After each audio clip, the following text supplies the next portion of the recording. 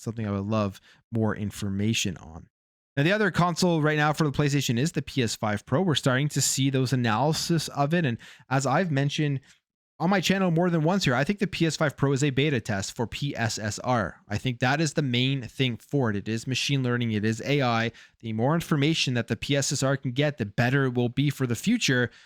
And the PS6 is going to definitely have that. So I feel like they pushed this out here so that it can start building up that information.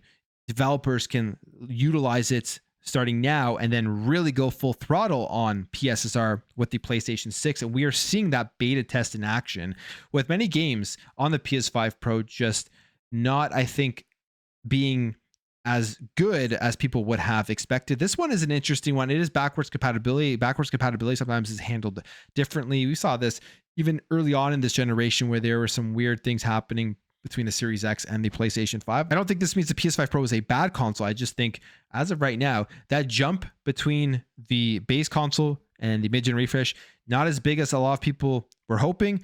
And it is still early on where developers, I think, are trying to utilize everything available on the PS5 Pro as well as possible. But this is from the DF Direct Weekly, Digital Foundry, and they are looking at the strengths and weaknesses of the PSSR, and one of them here has to do with Assassin's Creed Syndicate at 60 frames per second.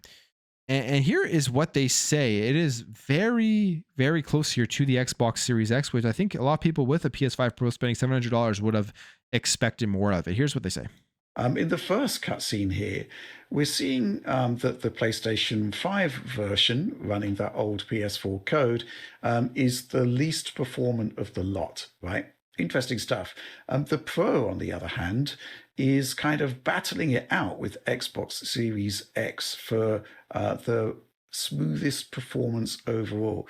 Only applies to cutscenes for the most part here. So to a certain extent, it's academic, but even so, some interesting stuff here because, you know, there's basically the Series X and the Pro trading blows here, surprisingly enough. This second cutscene, which is going to surprise many people here because it's not really the narrative you expect. But remember, this is using back compat. The Series X actually runs faster than the Pro. So there you have it. I mean, the PS5 Pro is battling it out with the Series X with Assassin's Creed Syndicate, which again, a backwards compatible game. But at even a certain point, the Series X is performing better than it, which is kind of head scratching. You're thinking if you're picking up a PS5 Pro, you're spending that type of money, you want to jump in and